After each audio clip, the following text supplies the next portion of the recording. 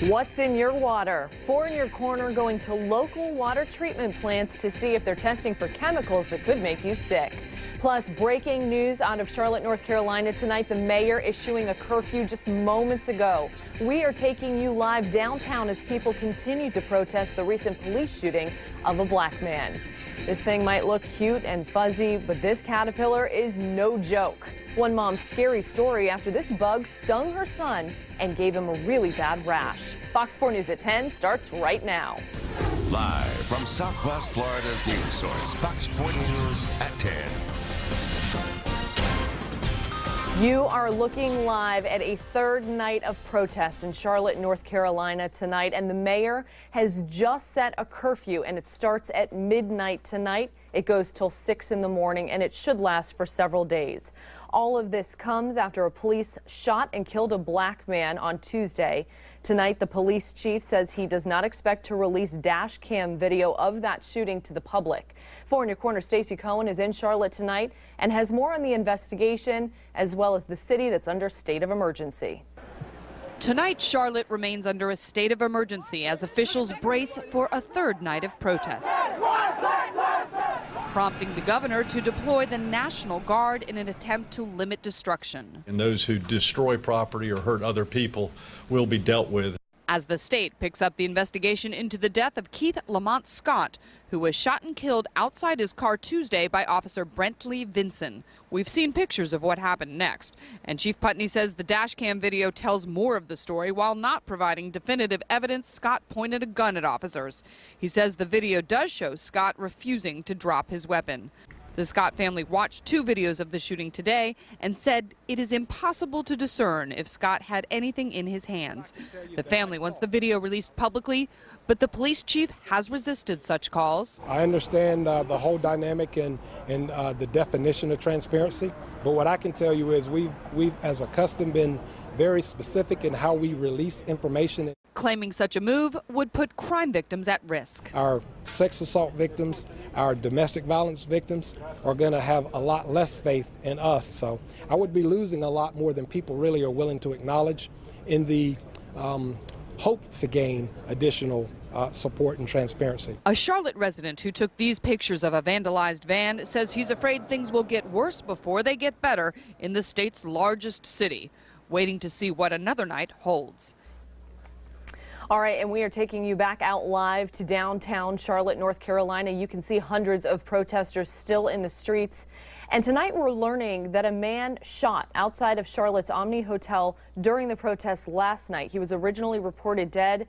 Then we were told he was on life support. Well, it is now confirmed he has passed from that shooting last night. He's been identified as Justin Carr, 26 years old, from Charlotte, North Carolina. He was one of the protesters.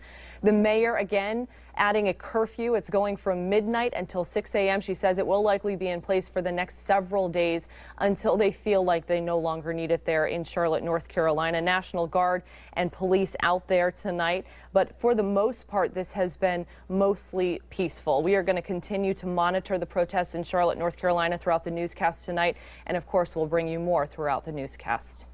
In Oklahoma, this Tulsa police officer, Betty Shelby, she faces felony manslaughter charges in the shooting death of a black man that happened last week.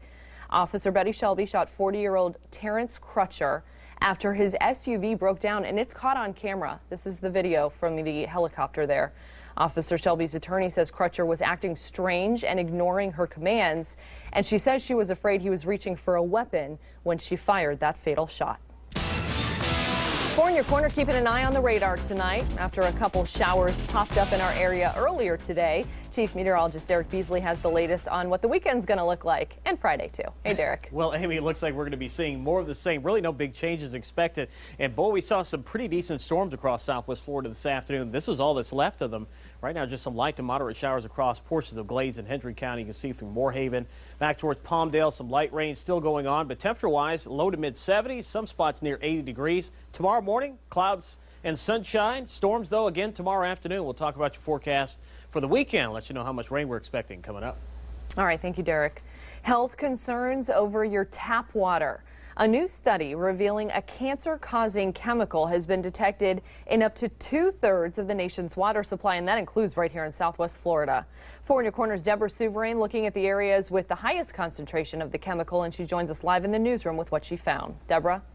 Amy, 14 different water systems were tested throughout Lee, Charlotte, and Collier counties, and more than half of them tested positive for chromium-6.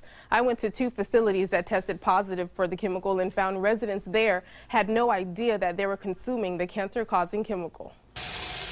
Before tap water flows into your home, it goes through rigorous testing at a treatment plant like this one. The goal is to filter out harmful chemicals.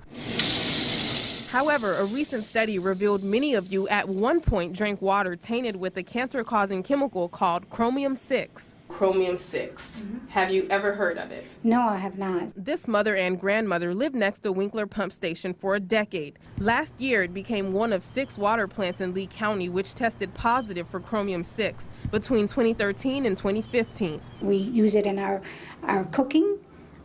So that is a big concern, and I would want to know what else they're going to do for that to keep us safe. Health officials tell me they are doing something. The EPA requires local health departments to regularly test for chromium in our tap waters, but it doesn't require a specific test solely for chromium-6, a known carcinogen linked to lung cancer and gastrointestinal tumors.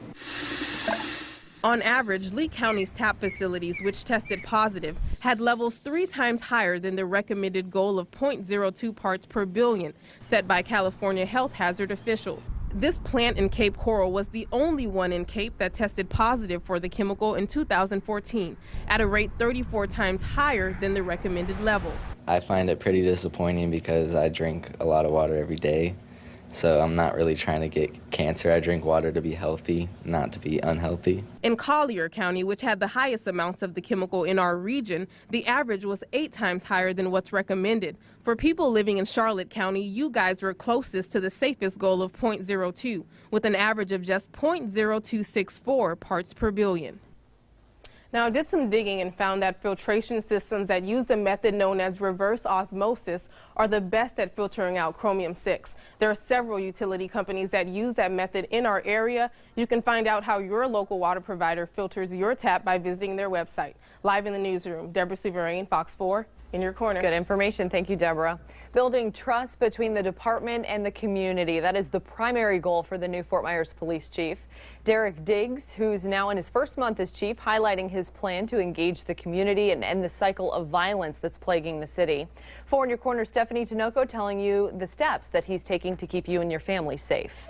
In a packed house, police officers, leaders of public office, and community members shared this mic. Just pass it on to the next person. Voicing the cycle of violent crimes and killings. The community right now is under siege, and we have to stop. This 2-day workshop put on by newly sworn in Police Chief Diggs aims to build relationships between the department and the community. We have to have those partnerships with certain communities that so desperately need our service. So this is just the first step in many steps. The first step, addressing conflict. I want to feel valued. I want to make sure that our kids are valued. Some people asking the department for more transparency and to invest in the youth. If you want to get close to the community, you got to get close to the kids. Others using the mic to point out problems they see of the department from a different point of view. Just like how you know all the criminals in our community, we know who they are. We also know certain particular police officers that have a bad rap in our community. And asking for the police department to evaluate certain officers patrolling the streets. Particular officers' name come up over and over and over again. You cannot tell me there's not an issue inside the house. So I asked the chief how he plans to address that concern. Will you be pulling those officers out, or will you be conducting some sort of investigation with these claims? Our officers will be conducting themselves in a manner that's higher than ever before. And our officers are going to conduct themselves in a professional, courteous, respectful manner. And we're going to treat the citizens out there fairly, professionally, competently, and impartially. Stephanie Tinoco, Fox 4, in Your Corner. Now, people were also given time to offer solutions, and someone suggested installing more lights. Other people said they would like the chance to get to know the officers in their area. There is another meeting tomorrow morning if you'd like to do so and meet the chief for yourself. It's at Harborside Event Center in downtown Fort Myers. It is open to the public. A mom overdosing while her child watches on. See the very disturbing video and what police are doing to that mom. Are your kids doing drugs? The group in Southwest Florida helping parents test kids at home. A dangerous caterpillar with a sting. Look at the red rash on this child's hand. What a mom wants you to know so you can be on the lookout.